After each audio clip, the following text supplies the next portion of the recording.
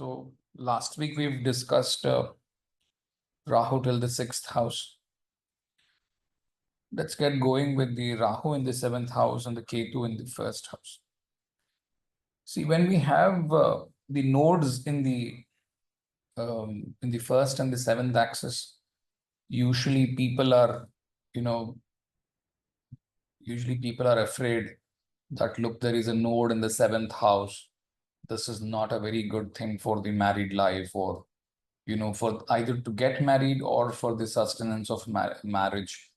I mean, I would say, because I'm there in a few groups, people would keep sending, my son is not married yet. Could somebody suggest when he would be marrying?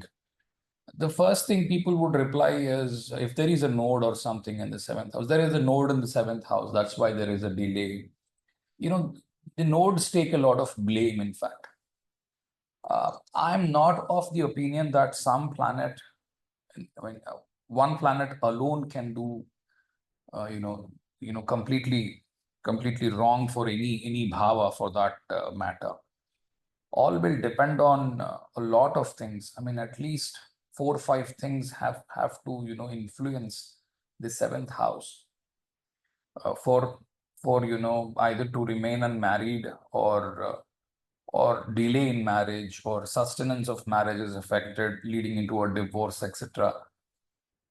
I would strongly believe, and not only strongly believe, I have been seeing a lot of horoscopes where the nodes are in the 7th house and still the marriage is all right. There is no problem with the marriage, or there is not much delay in the marriage. Usually, delay causing is to be ascertained from the Navamsha, more importantly. Just merely looking at the T1 chart and trying to predict that this is due to the nodes or the Saturn, etc., is not complete justice to the horoscope. So the best thing is, if you are trying to analyze about something, always use the divisional charts. In the first place, why we are learning this planets in different houses is, as I keep saying, if you have to execute a remedy, if you have to do an upaya, then you need to know, will that upaya work or not? That will depend a lot on these planets. Certain upayas won't work with certain planets in certain positions. So that you will get to see when we learn about upayas, maybe 6 months or 8 months down the line, we will get there. Once we learn about them, I'll try to teach you as much I know about the remedies, etc. More of them will be practical. Less will be, money consuming. One has to do upayas for his own self. Okay. Just give me a second, okay?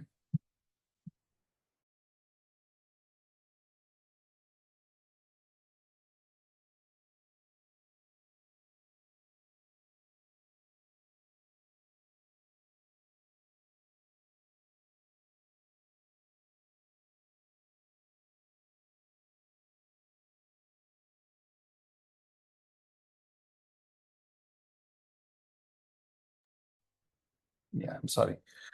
So look at the whole thing from the nakshatras. That is the first and foremost important thing. Look at the nakshatras. Look at what the dispositors are saying in the first place to decide about any bhava. Okay, please do not use 7th lord is in the 12th house, 7th lord is in the 8th house. They don't work. Okay, you have to use dispositors. And then, dispositors nakshatra is the most important one, besides the cusps nakshatra. These two will play a great role. Then is, look at the proper divisional chart. Then is also look at the dasha. Sometimes, apparently, it may seem that this may lead into a divorce, but the dasha is not coming. The dasha comes after 65, 70 years. It means that the break of marriage is after the end of the life. So not every time you get to see something wrong in the chart. I mean, most of the people I get to say 7th lord in the 6th house, they would immediately say, oh no, please don't get married to this girl. A lot of the people who are doing matchmaking these days are, relying on these funny concepts of seventh lord in the sixth house. I don't deny seventh lord in the sixth house. Yes, it is a bad thing, but that alone, that one single point is not going to get you into a divorce. Seventh lord in the sixth house can also mean a working wife. Okay, or after marriage, the person ran into debts. Okay, it can mean a lot of things, or the wife is little sickly. The wife, after marriage, the wife got some disease. It can be anything. It is not necessarily, having a disease, getting into a divorce. Is it a good thing, bad thing, or what is actually it is saying? It will depend on many things, including dasha. We will come into dasha. I know a lot of people are eager to know without understanding how do we get into dasha. If I start dasha, the biggest challenge is if you don't know these significations, there is no point in learning dasha. You have to hold your horses, be patient to understand it right through, because there would be nothing left after you hear these significations. Once done, we will now in the next classes we will start Navamsha.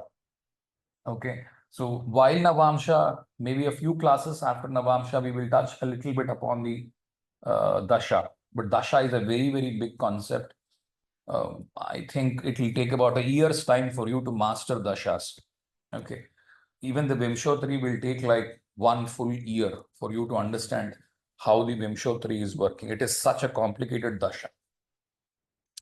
All right, let's get into what Rahu in the seventh house and the Ketu in the first house has to do. So as we keep talking about these things, Ketu is a little headless. So the person does not want to show up to people. Okay, most likely the person likes solitude, being aloof in his place. Okay, or does not like to. I mean, I'm not saying he's not going to make friends or he's going to only sit in a room, etc. I mean, don't be of that thing. He will have a very closed circle. He is not interested in too much of socializing, not making too many friends. Okay, the reason is he wants a restricted life. He doesn't want to show up too much. Okay, detached with the material things. These are all likely things. I have also seen people who are doing excellent while Ketu being in Lagna on the professional side or money making side, or that for that matter even making friends as well, because those things will depend on your other houses and also the divisional charts. For example, money making will depend on what you're doing, your D10, right? Is your money, are you able to sustain that money or not, will depend on your D9. And your friends, etc., will also depend on your D9 and your D1, especially with the 11th house, 5th house things, what your interests are. So, because at each interest, a person may have different friends in different spheres of life. So, where are you making friends and where are you leaving them will also depend on these two charts. So, there is nothing as such, there is a hard and fast rule wherein you say, okay, there is Ketu in the Lagna, so there is always some problem. Unless the Ketu is absolutely close to the Lagna degrees. If the Ketu is in the same degree as the Lagna is, meaning in the Navamsha as well, if the Ketu appears in the Lagna, same as the case with the D1 Lagna as well, maybe a little concerning. There will be a little concern of, be staying aloof, having some solitude interests, not very socializing person, etc. can be there. However, this person can be an excellent, how do I say this? Have you seen people who live in solitude and they are great painters, or they do something of their own, that they are very capable of doing something which they will be able to do only when they are separated from the society. They live a little away from the whole thing. Maybe he may still have a wife, everything is normal with him, but the only thing is he's living away from the city thing, and he would want to have a less contact with the social thing. Even that is possible. So he may look very, very normal to you. However, having the nodes on the very degree of the lagna as the lagna cusp can be a little concerning. Even then, I would still say look at the D10. What is he doing? Because if you have Ketu in the lagna or Rahu in the lagna, the concerning thing can be the work. So how the work is easy doing work like a workaholic when you have Rahu in the lagna. I mean, not bothering about anything else but work. When you have Ketu in lagna, easy giving up everything from the D10's point of view. And I get to hear a few people contacting me over phone or mail or through the forms that I have for the consultation, etc., asking guidance. Look, I am trying for jobs. I'm not able to get into a job, especially with the Ketu in the lagna people who are, the lagna cusp is very close to the Ketu, and the dashas that are working as well, that are running as well, may show up like, where the individual himself is not very keen on finding a job. Rather, his interests are like, doing a Shiva puja for about 4 hours in a day.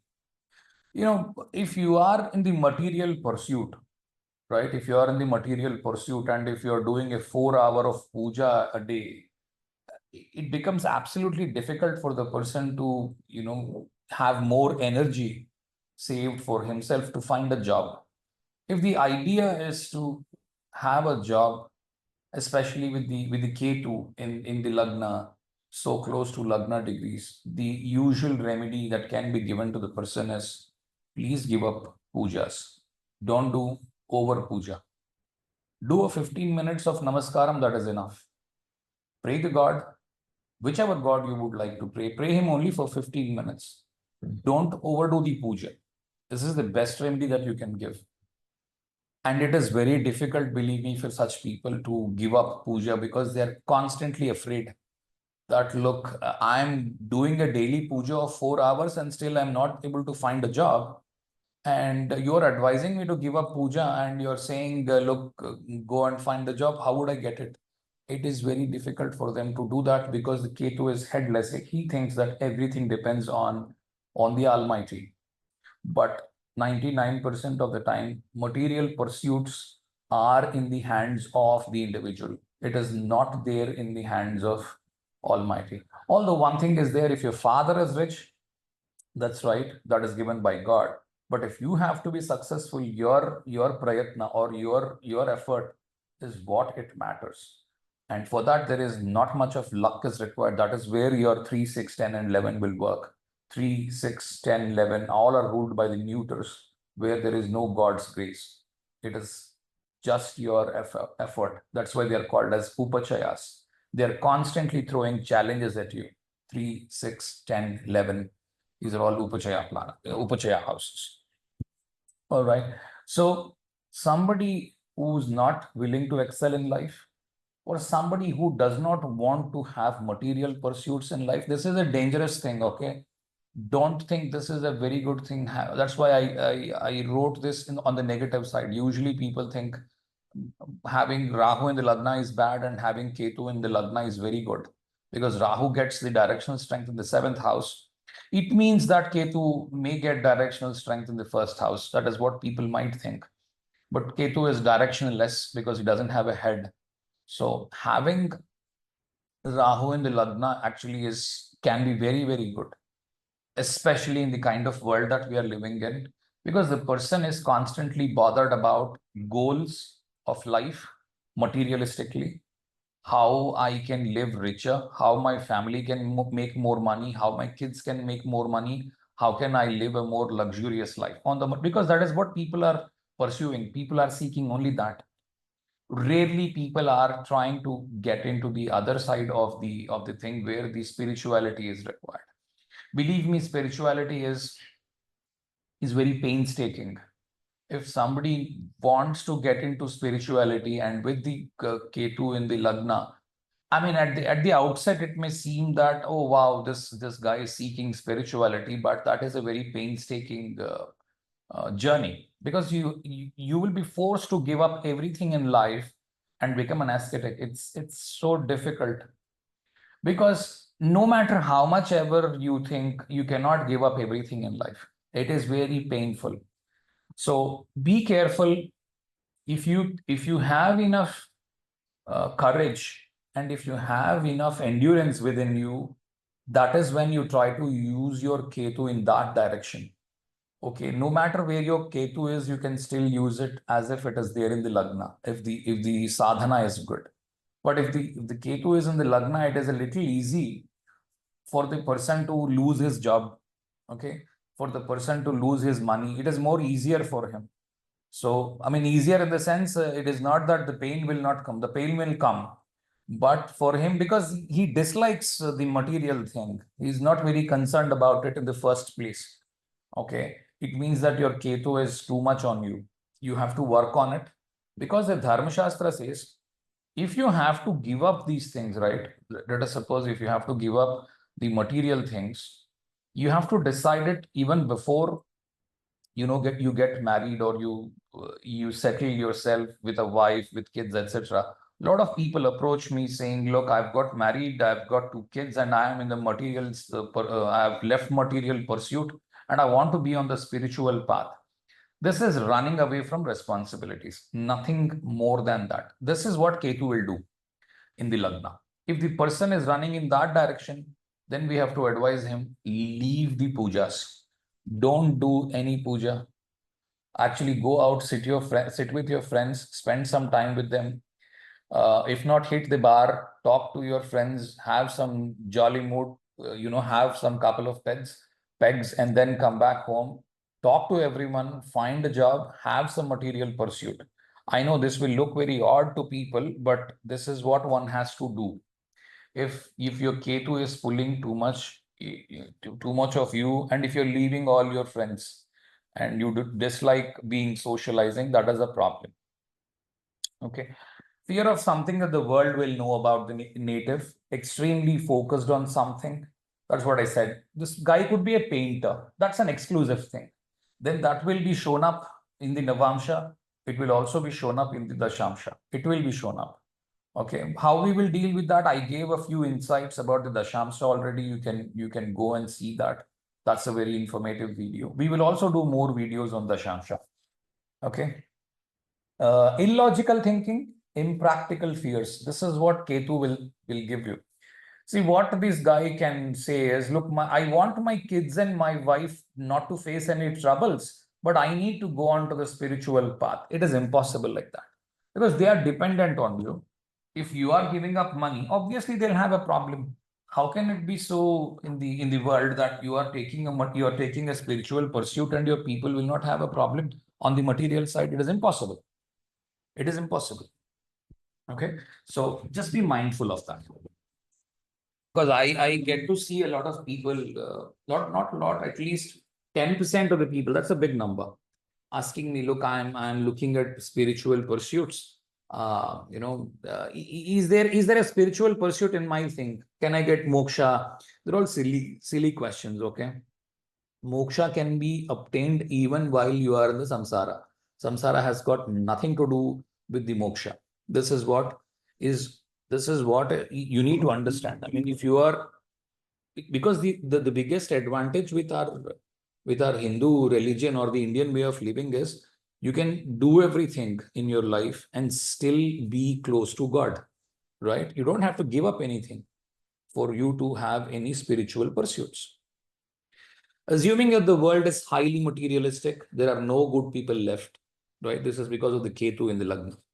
Extremely practical spouse, because the 7th house has the Rahu.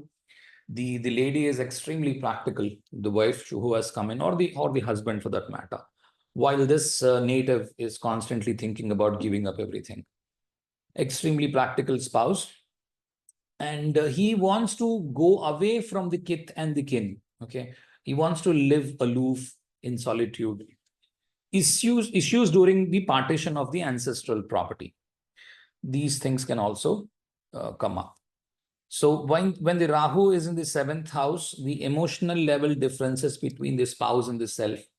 What is emotional level differences would mean is, look, your wife asking you, maybe after 5 years or 6 years of marriage, did you ever bother to ask me, did I have my meal or not? Okay. So these are such questions wherein, the spouse may say, look, why do I have to ask you? Because you would cook the meal for us. In fact, I would ask you, provide me the meal. You cook it for yourself. And I thought you would have your meal. Why would you give up your meal? I never thought that I need to ask you. But some feel that, look, my husband did not even bother to ask me, did I have my meal or not? Okay. So these are such kind of differences. I would not say these may not, if the divorce happened, then this could be the reason for it. Because sometimes the reasons appear in the first D1 chart, and the D9 maybe was just giving the divorce. So if such is the case, then this can be the reason for it. Most likely, most times. Because of the difference of the practicality and the emotional side. One is too practical, and the other one is too emotional. Okay, takes instructions from the elder brothers and very close to the friends. That is because Rahu takes instructions from anyone that is placed in 5th from it. So now the Rahu is placed in the 7th house. So it takes instructions from the 5th from the 7th house, that is the 11th house. So either the close friends. So when there is a Ketu, that's why I said, go and, see your friends, make more friends, hit the bar, and then spend some time, and then come back. Okay. And then spend some joyful evening with them, ask them what their career ideas are, how they are making money, and how they are trying to improve upon their lives, etc. It's a lot easier when they are with the friends. If they don't have friends, if all of their friends have moved away to other places, that is when the mental health will take a toll on the person. So if you have a Ketu in the Lagna, try to keep contacts with as many number of people as possible. That is the best remedy. Okay. Treats own siblings like the children or the self. That is because the 9th house from the Rahu will treat, the native will treat like his own children, right? So 12th house from the Ketu is what the Ketu usually affects. So the person may have a poor bedroom life because he is looking at the spiritual pursuit now. He's not like, he want to disengage himself with everything. So you can also see people wherein, people saying it is sinful to have a physical union with, even with the wife. They'll start to develop such things, and that is when they will try to move away from the family, etc. When the Ketu is absolutely just from the Lagna, it becomes very difficult for the person to convince the other guy. But whoever comes up for seeking help, it means that the Ketu is a little far. Otherwise, the Ketu will ensure that he is in its clutches. It becomes too far difficult for people, unless there are other aspects of, I don't know, maybe Mars or Sun or something that is trying to aspect it. Because Sun aspects can be there only from the 7th house. It actually further aggravates the Ketu, even there is a Sun aspect, because the spouse is too pushy, or the Ketu is trying to get a lot of the other side of the Rahu, because Rahu is even more bigger now with the sun's presence in the 7th house. So it becomes a little difficult unless there is a Jupiter aspect as there, but Jupiter can also push you into spiritual thing when it is aspecting from the 5th or the 9th aspects. So I would say be cautious when you have Ketu in the 1st house, very close to the Lagna. If it is not close to the Lagna, little away from it, that's a very good placement to have. The advantage with that is the person has some skill in the office, that, there are certain jobs, there is a saying always, donkeys would do donkey's job and horses would do the horse's job. So this guy is a horse, wherein that particular thing, a particular job can be done only by this guy at his best. So that is always delegated to this man or this woman, and he or she does that, and there is a good name for them due to that. Okay. All right. Now, Rahu in the 8th house and the Ketu in the 2nd house. Transformation is what you will expect. Okay. Because Rahu in the 8th house, that can give you a very big ancestral property for Rahu in the 8th house. It can also give litigations in the ancestral property for Rahu in the 8th house. Okay. 2nd house, Ketu can bring in some stammering. Okay, stammering of the native, especially if it is linked either to the Taurus or Gemini, because these are speaking houses where people speak. Also, for stammering, you have to see the 2nd house from the Arudha Lagna. The Arudha Lagna, I have not taught Arudha Lagna as yet. Whoever knows Arudha Lagna, they can see it. The Jagannath Hora automatically plots it. From the Arudha Lagna, just look at the 2nd house. This is a Sanjay Rath's rule, very good one. Look at the 2nd house from the Arudha Lagna. Look at the Lord or the second. If the 2nd house has a debilitated planet, or the Lord is debilitated or conjoined a debilitated house in a watery sign or a watery planet. Because stammering comes when the person is trying to speak too many words in a lesser span, because the flow of the words is the problem, which comes from the watery signs or the watery planets. So this is the logic. You can use that. Besides that, if the Ketu is in the 2nd house, either in the Gemini or in the Taurus, then it will add up to it. So there is a lot of stammering. Okay. Conflicts and no talks if Mercury and signs, or it can, if there is no stammering, what happens is, the person is stopping talking to a lot of people. Okay. And he thinks, let me not talk to these people. These are not good to talk. Okay. Or this can also bring in a lot of respect in the society, because this person is very differently capable with the skills that the Ketu can show up. So is very highly respected in the society because of the Ketu. Ketu can also give you good results. It's not that Ketu will give you bad results. If the Ketu is giving good result, it is such that there is a very good name in the community that he is, or in the society he is. Okay. Also, it can take you away from the family, because Ketu can get you into the detachment. And it can also take you away from the extended family as well. Okay. Because of the Rahu in the 8th house, there can be issues with the rectum or the issues with the digestive system, provided the 5th house also has to be afflicted. For the digestive system, simple thing is the 5th house. See, look at the natural 5th house. The natural 5th house is Leo. That aids you in generating the heat that is required for the digestive system. Okay, digestion happens when there is enough heat in the stomach. Then if that's why the Simha, the sun is ruling it, right? So digestion starts in the 2nd house, goes into the 5th house, comes out through the 8th house. 2nd house is the food that we intake through the mouth. Mouth is in the 2nd house. 5th house is your stomach, where the Vaishvanara is there. Vaishvanara is the Agni, or the heat, who is trying to give you the food that you intake. It is going to make into different things, wherein you will get the energy, the shukla, the sperm, the bones, and the muscle. These are the 4 things that, as per the Ayurveda, these are the 4 things the person will get by eating food. Okay. So that depends on the 5th house.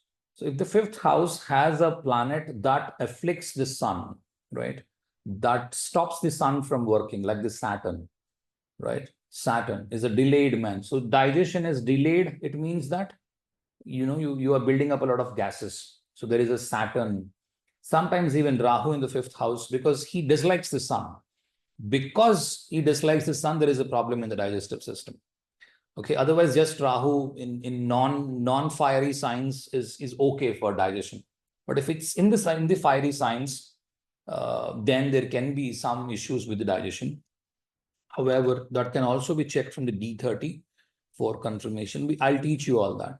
So is it affecting the digestion or not? We will get to see from there. So, I mean, just not base your thing only on one thing. That is, I'm trying to re-emphasize on that. Okay. And Rahu being in the 8th house, the in-laws are practical. Okay. And the current family that you live in are a little emotional people. That can be possible. And from the 8th house, Rahu looks at the 5th house from it, and it becomes the boss. So Rahu takes it as the boss. So who's the boss now? The 12th house is the boss. So the person is trying to learn a lot of things due to failures or losses, or the grandparents are teaching the native. Okay. They have a great influence over the native, even that is possible.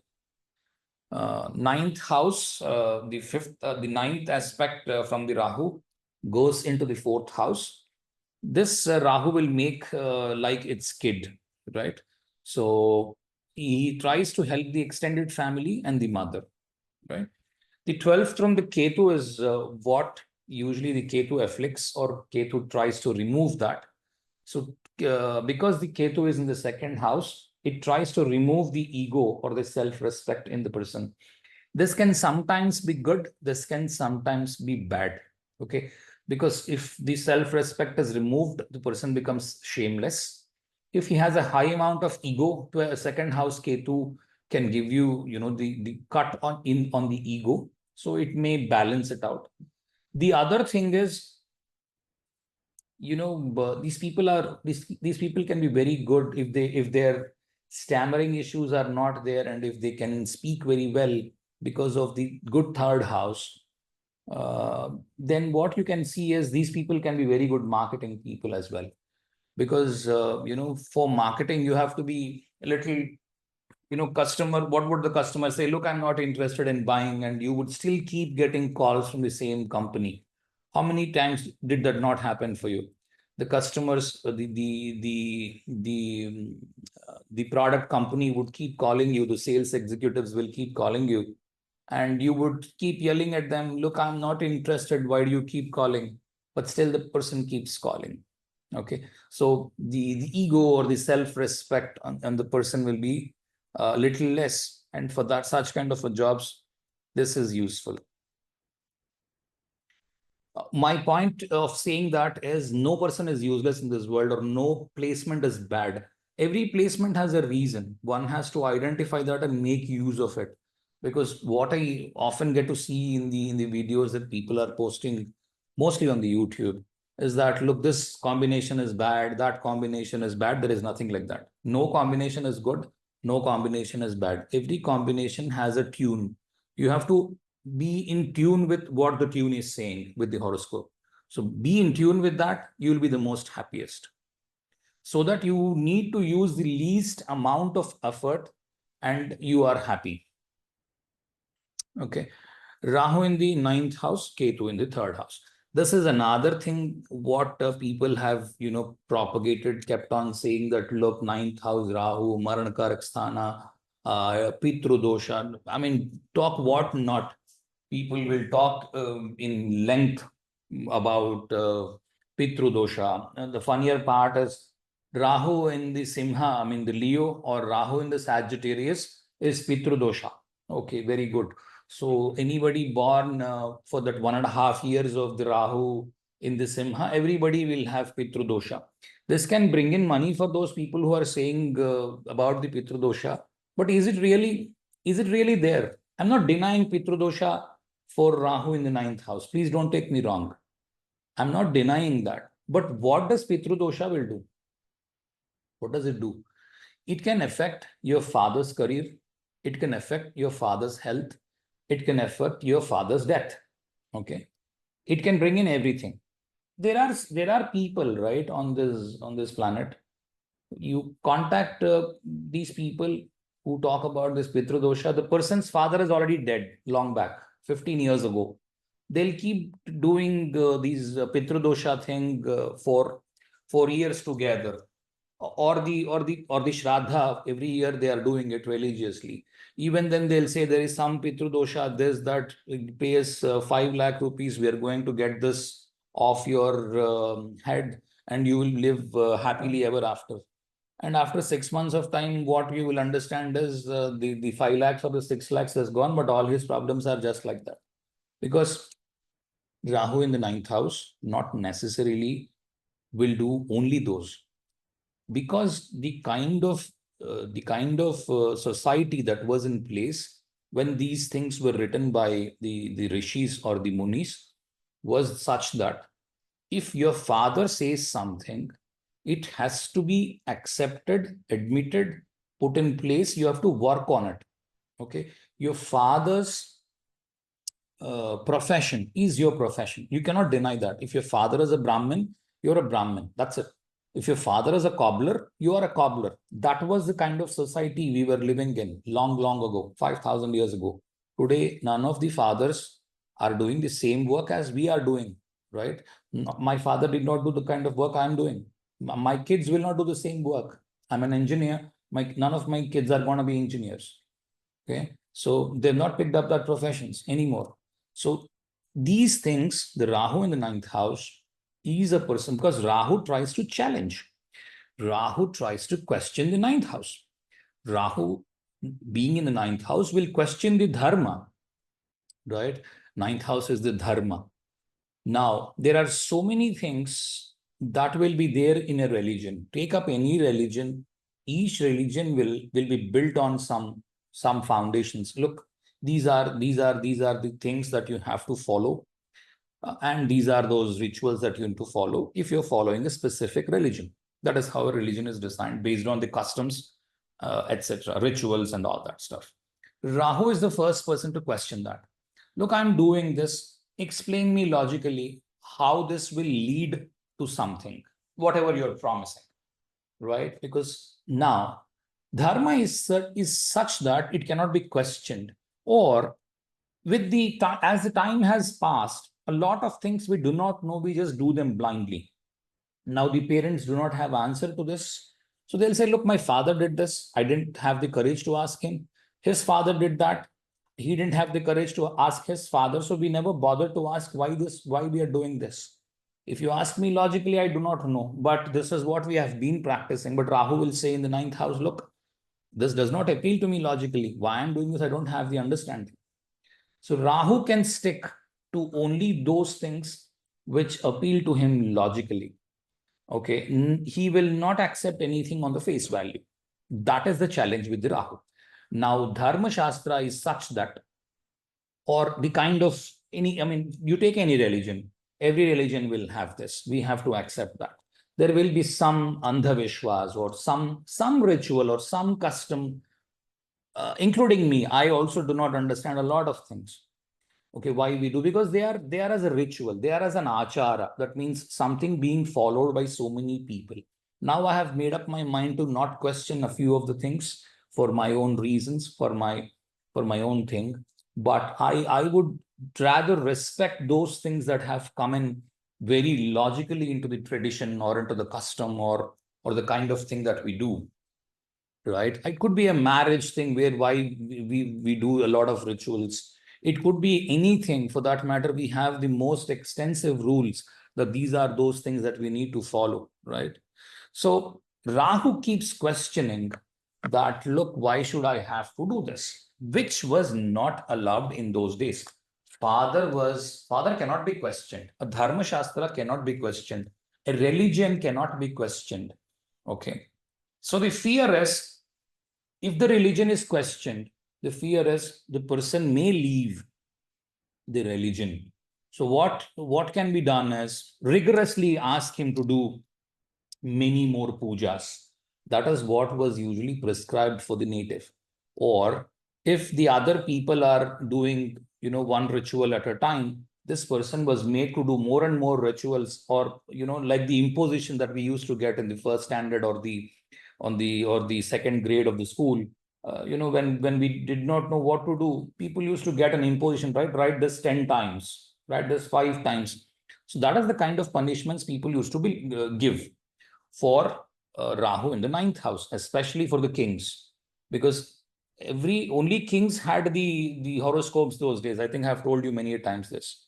Not usual common public the horoscope. They only had their name. That's all. Nothing else was needed for them, because the name was kept on him looking at the nakshatra he was born. Nothing else was required, right? So a lot of people did not know when they were even born, because it was not required then. Only today it is required for different reasons, right? So why did the Raja had to, if Rahu is in the ninth house, the problem with Raja is if the Raja changed the religion, look at the history. Whenever a Raja has converted, kind of havoc that happened in the place, in the kingdom. Okay. Look at any religion. I'm not saying Hinduism is good, Buddhism is good, or some other religion is bad. No, I'm not trying to say that. Look at, including Ashoka as well, what he has done. Okay. Some of the things are very hidden in the usual media, just to show few religions in good light and some in the bad. But whenever the religion of something changes, there is a huge thing that the people have to undergo, right? So this, and also it is important for those priests or those people who are lying in that, living in that place, to ensure that their religion is protected and they do not question it. Having Rahu in the ninth house, it is very easy for the person to accept all other religions easily. Okay, so there is a good chance of conversion. So that is another thing. Okay. So questions, superstitions, needs logic, extremely focused on materialism and future. Okay. If not very interested in doing a charity, it's very difficult for people of the ninth house to do a charity. He would say, look, why should I do a charity to him? Instead, I'll come over, I will teach him something. It's like that saying, why do you catch the fish and give it to him? Instead, teach him how to, catch the fish. Okay, so that is how these people are. They don't like to do the dana in the sense the donations, or they don't put anything in the begging bowls. They don't like it. Why do I have to pay someone like this? Why do I have to intimidate him by paying? Okay, why can't he lead a respectable life, right? This is what Rahu would say. So he would say, look, anybody can learn anything. Please come and learn. That was not allowed in those days. Not everybody can learn everything. Today, times have changed, some for good, some for bad, because everything will carry the positive and the negative because I will never say those times were good, nor would say these times are good. Everything has its own pluses and minuses. Both will be there. So interested in other religions, their books, their conversions, very late rise of fortune. This is another thing that you have to look at. Jupiter is the Karka for the ninth house, and Rahu is the obstructor of Jupiter. Rahu does not like the Jupiter, as I have said in the previous classes as well. He wants to observe whatever Sun does and the Jupiter does. Although the Rahu's intentions are also equally to provide, like the Sun or the Jupiter, what they are good at, they are also providing the same thing to the native. Rahu and Jupiter and Sun are also trying to provide the prosperity to the person, because Sun gets the directional strength in the 10th house. Jupiter is the significator of wealth and prosperity. So would they do harm to the native? Nor Rahu would like to do any harm to the native. Rahu would actually logically come up and say, look, they are wasting your time and money. Why are you spending money on upayas or doing something which you don't have a logic for? Instead, run more faster or run more better and try to find a job or try to find something, an out-of-box idea, sell that product, get more money. Why do you need to go to priest or someone who will do an upaya or a remedy for you? Don't do that. Why are you wasting your money and time, right? Which can also be right sometimes.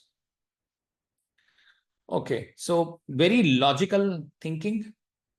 But Sun and Jupiter are exactly opposite of it. They are more orthodox. They would say, look, there is a prayatna of the person. There is an effort of the person. We don't deny. That is 95%. But 5%, there should be God's will as well. Rahu would say, okay, there is a God's will, fine. What if we fight further? That 99%, if we fight, we will still get it, right? There are more chances of getting it. Or try to do even more. Try to do things, something completely out of box, which the world doesn't have, and try to pitch it. Then the world would be below you. No God is required.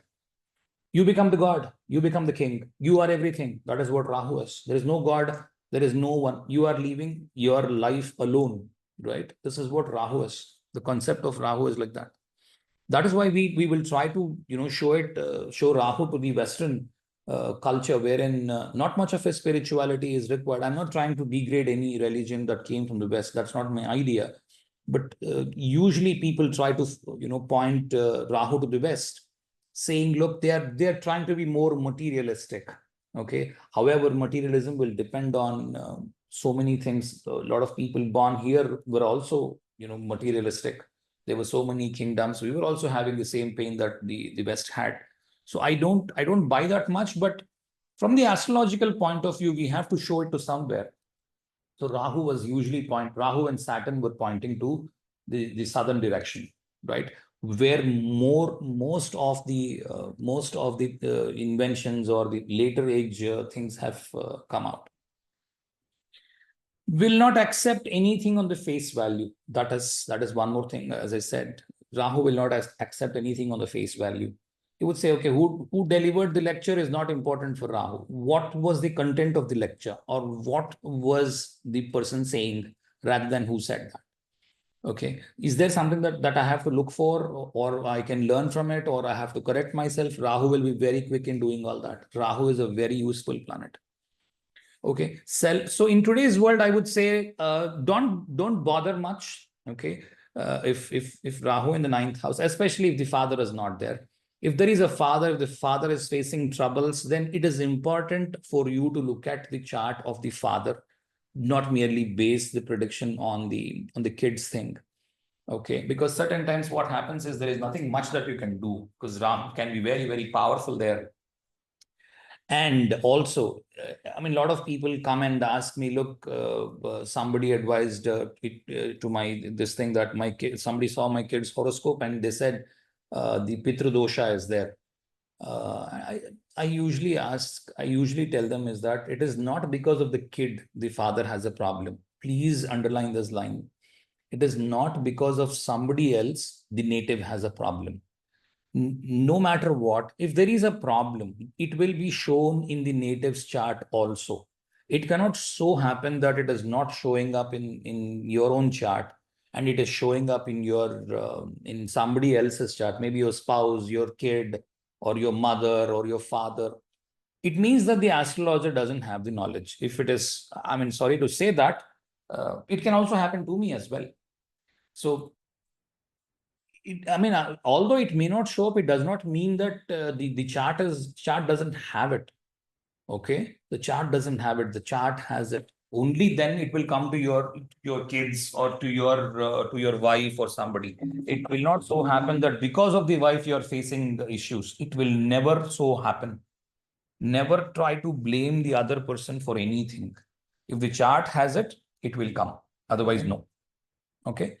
So next is Rahu in the ninth house will deny a guru, because he tries to self-learn everything. He dislikes gurus, or he has so many gurus. He says everybody is a guru. Okay. Or he tries to exercise a lot of self-control on himself. Rahu can also work very well in the ninth house. Okay. So the ninth from the ninth that goes to the fifth house. So Rahu tries to protect the children, the students, etc. Okay. 12th house from the Ketu is what Ketu will usually afflict. I'm using the word afflict, but it does not mean that 12th house, the Ketu will only give you a bad result.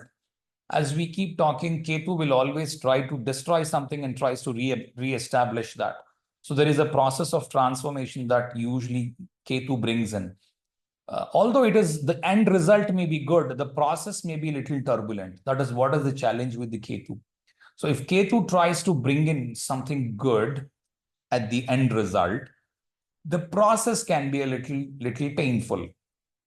Okay. So something, you must have heard these stories, like it's like the movie wherein, all the 2 hours, the hero is trying to struggle. And at the end, there is always a happy ending, right? So that is what Ketu is all about. It brings in a big transformation in life, etc. So Ketu being in the third house, so difficult to accumulate money. Father has might have had issues in career or health, or native has issues with father. These are all those things that you know, Rahu Ketu in the ninth third axis can give you. Rahu in the 10th house and Ketu in the fourth house. Rahu in the 10th house is usually the person is like at the limelight, because in the 10th house, it shines up the 10th house.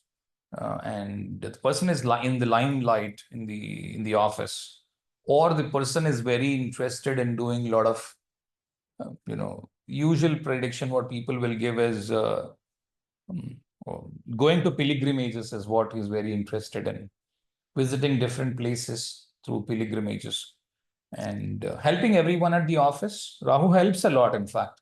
Rahu tries to help everybody on the material side. Okay. Focused on bringing business or profits to the office. Okay. And congestion in lungs or stomach, etc. Because Ketu tries to, whenever Ketu is in the fourth house, because fourth house again is of the moon, the same thing. The Rahu and the Ketu do not like the moon and the sun very much, both of them. For the story that we have with the Swarbhanu, wherein, the Vishnu has used the chakra over the Swarbhanu. So wherever moon significations or sun signification come up, usually they try to, disturb them. So there is either something that happens to the father. That's why mother can be crying. Okay, so the father's health is not good, because even the 10th house Rahu can also, afflict father's health, father's death. All these things can come. Fourth house Ketu can bring in death of mother as well. However, as I keep saying, just merely having the fourth house Ketu and please don't run for dying. It's not possible like that. It can also bring in congestion in the lungs, because the lungs and the chest area is ruled by the moon, right? So it can bring in some, the kind of dust allergy, right? People, when they get into a little dust, they'll feel very difficult to breathe, etc. All that. The dust allergy is one. Or what is that? Wheezing. Wheezing. Often people get into wheezing, like the pneumonia, where a little bit of cold that is outside the kind of discomfort that you have in the lungs.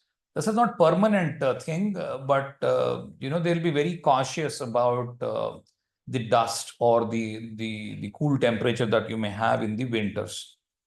Right. So spiritual pilgrimages, Pushkara Snan, these are all those things Rahu in the 10th house can bring in.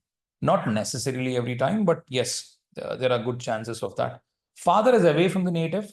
Okay, as I said, 10th house Rahu is also not very good for father. Okay, the person has very high aspirations, which is a very good thing. He understands the scriptures or writings. Okay, this is one more thing that you can see from the 10th house Rahu. Very visible at the office. Okay, Rahu in the 10th house. From the 10th house, Rahu aspects the 5th house and makes it a guru. Listens to everyone at home. Okay, most likely everyone at home tries to dominate the person who has the 10th house Rahu, right? Mother's siblings are protected, or enemies are protected, or competition never dies. The person with the 10th house Rahu, the challenge that he may face is, most of the times his competition is also equally growing.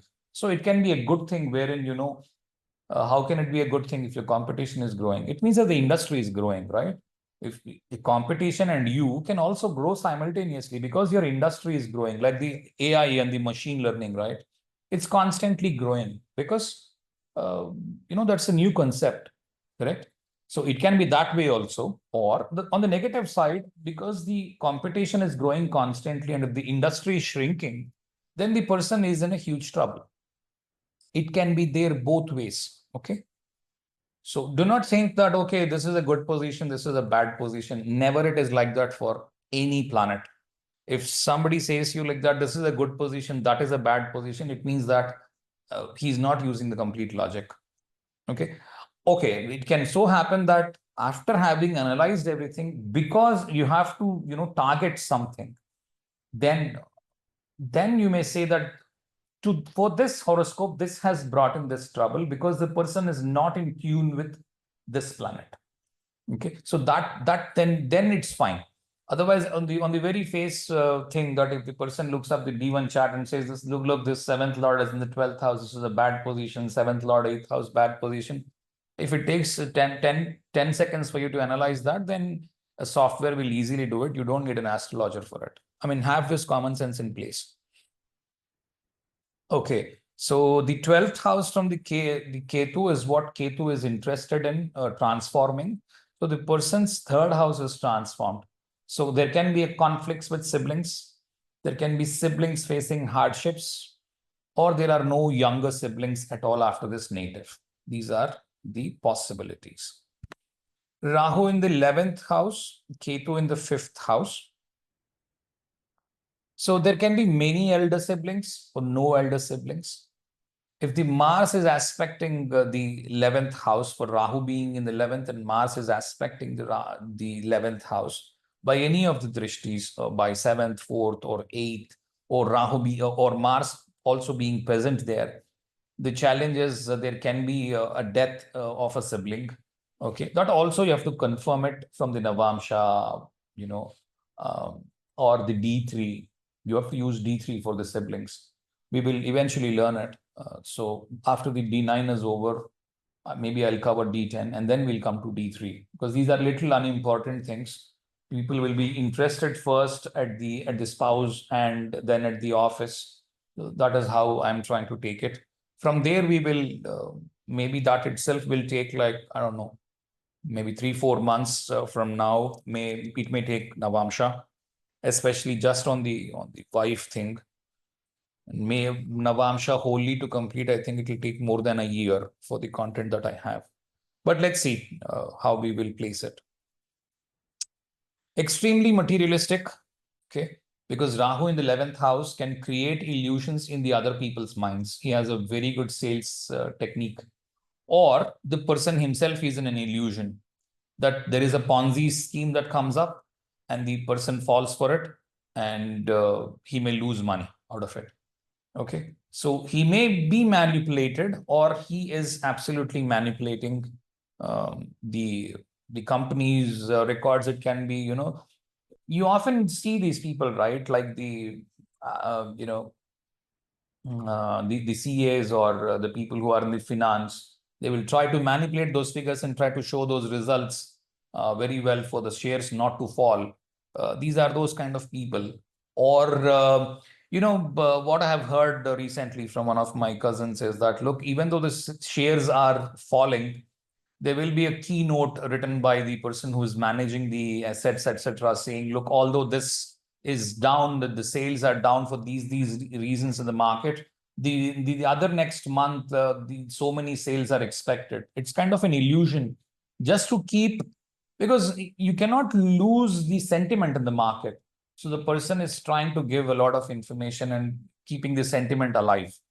Okay, for that, Rahu is absolutely great. Okay, he can be in the company of foreign people, or there can be good foreign friends, because for Rahu in the 11th house, there can be bad habits for Ketu in the 5th house, Rahu in the 11th house. Person not able to keep up the promises, Ketu in the 5th house. Having male children or aspiring to have male children. Very different or out of box thinking. These are some things that can come up with Rahu in the 11th and the Ketu in the 5th house. For Rahu in the 11th house is illusion. Okay, creating an illusion or falling for an illusion. This is what you can think. Extremely high on the sales skills, marketing documents. You see company brochures, the corporate communications. There is a wing always in the corporate companies. Corporate communications, there is a department.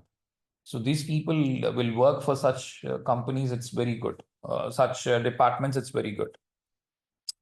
Younger siblings control the native or the business partners, because the third house is of the equals. Rahu being in the 11th house aspects the 5th house from where it is sitting and makes it as a guru. So now the third house becomes the guru of the Rahu. So the person's younger siblings are controlling the native, or the person is interested in listening to their younger siblings. And the native business partners can also advise constantly the person. I'm not trying to say that anything that becomes the boss of the Rahu is trying to dominate over the Rahu and destroy the Rahu, or the person will only listen to them. No, Rahu is a very, very tricky planet. Rahu knows what to listen and what not to listen. He will try to figure out. I mean, see, seeking a feedback is one of the most important things for which Rahu has to be very good. Besides Sun and Rahu are the planets which will influence the feedback. Because if you have to seek a feedback, you have to keep your ego down, right? These two are the planets which will post more ego on you. So if you know how to control them, or to how to trick them, Rahu is a very great planet in seeking feedback, because there is a chance to improve, and if I can make money out of it, he will seek that feedback, right? Okay, so the native protects or controls his wife, right? Or his business. Okay, it can be business as well. So 12th house from the Ketu, that is the 4th house, it can destroy home. So it means that the person may have left the current home and he has bought a new house, and there he has shifted himself and his family, etc. That is a good point. Or the other point is the person lost his home, everything is lost, all the conveyances he has lost. Or the person has left the current land and he has went into a foreign land. Okay. Or the person deserted his mother, left her here, maybe he is living elsewhere. Okay. So it can be good and bad both, or it can be bad only, or it can be good only, depending on what the whole idea is about. In olden days, about 300-400 years ago, if the person leaves the village, it was considered as a sin. Oh no, you can't be leaving where you're born. You have to live only where you are. But today, the farther you are traveling, the bigger you are, or the greater you are. So the times have changed. So you can't say, look, okay, 5th house Ketu is a bad thing for the 4th house. It can push you into a foreign land and make you earn in billions. Who knows? Okay. So comforts, peace, etc. can be destroyed by the Ketu, or it will try to re-establish peace after destroying it. Rahu in the 12th house, Ketu in the 6th house. Not able to donate, being selfish. Okay. Rahu in the 12th house is very, very circumspect on spending. He keeps up an account of what is the spending, what is the kind of expenses I am making, am I doing the right thing or not, etc. He tries to avoid conflicts with everyone. Okay. Or fights very logically, because Ketu in the 6th house doesn't like to fight much. Okay. Or he is very illogically fighting. He doesn't know what the kind, and he keeps changing the goalposts constantly for Ketu in the 6th house. He doesn't know why he's quarreling with the other person. Somehow he didn't like him, and there is no reason for him to dislike him. And that's why he's quarreling with him. And he keeps changing the goalposts every minute. Look, that's why I said he's not right for everything. Okay. Ketu can spoil the routine of the native, not very disciplined. Okay. Or the person is absolutely disciplined. Both can happen with the Ketu. Okay. Very focused on natives' food, water, bed. There can be OCD. Okay. Focused on business from foreign lands, cost cutting, saving more, because Rahu believes in saving more when it is in the 12th house. Okay, because now Rahu has become the in charge of 12th house, sitting there. Now he, instead of earning more, he's trying to save more. Or he can be a person or a scientist or someone who is trying to save the natural resources, trying to find alternates for the natural resources, etc. Even that is possible. Okay. Look at the 5th house from the Rahu, that's the 4th house. Mother controls the native. Okay. Or motherly figures can control the native. Okay. Or the native wants to stay in the motherland, even that is possible. Okay, or his mother becomes a primordial point for him to take any decision of life. That also is possible. The in-laws are controlled by the native for the ninth aspect going on to the eighth house of the Rahu. The 12th Ketu aspect goes on to the five. I mean, rather not the aspect or the attribute, you can say, or the affliction, you can say, whatever you want to say, because Ketu doesn't have any aspects. The effect of the 12th house, Ketu falls on the 5th house. So there can be difficulties in having children. So, as we have talked all through for the 12th house, 12th house is the 8th house from the 5th house.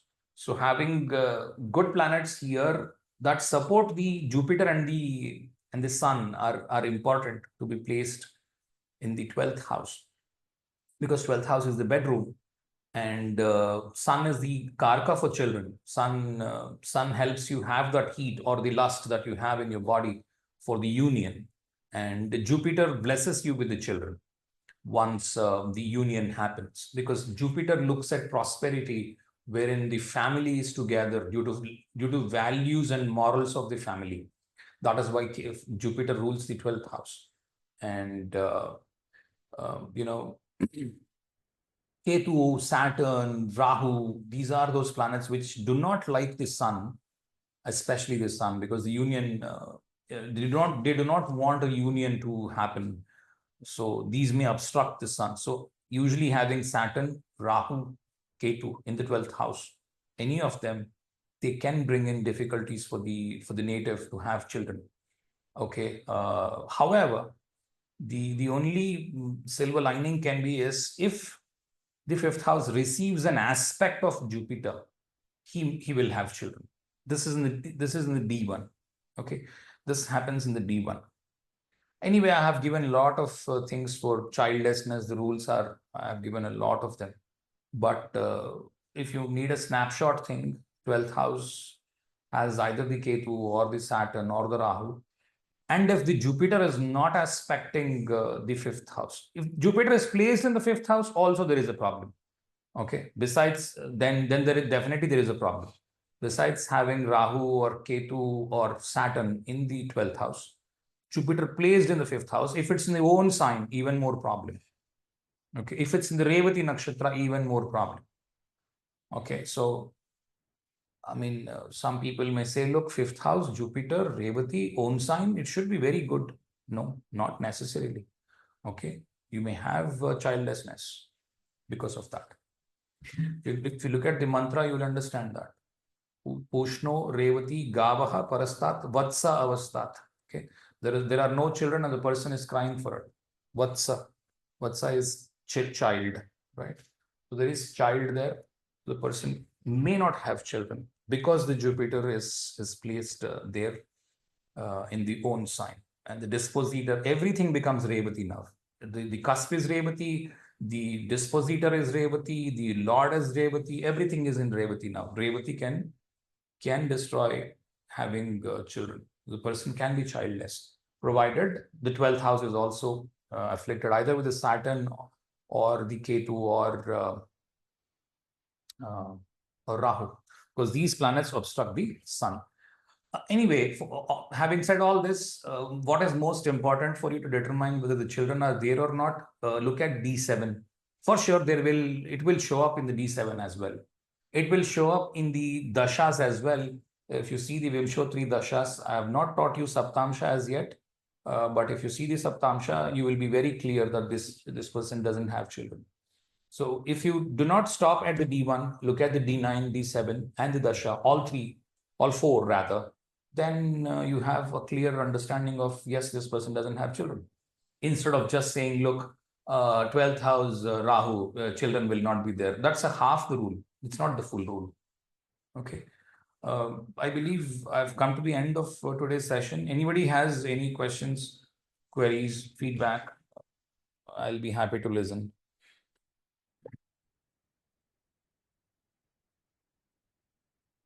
We'll start Navamsha or basic Rashis we will do before the Navamshas, because we are using Nakshatras right now in the D1. We are not used Rashis. I will not teach Rashis in the D1. However, all the divisional charts, Parashara has given very simple shlokas. We will talk about those Rashi things in the next couple of weeks. 2 weeks, 2 weeks it will take for Rasi significations in the divisional charts. Then we will start Navamsha from the 3rd week from now. That's all for today. Feedback and questions.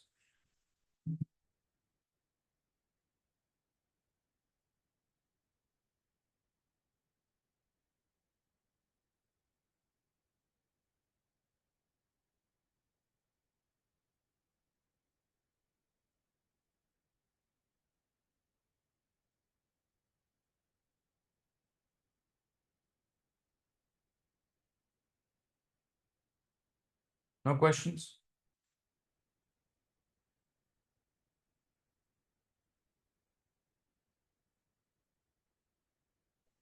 No, sir. Yeah. Okay. Good. Let's say goodbye then. That's it for today. Thank you. Thank you, sir.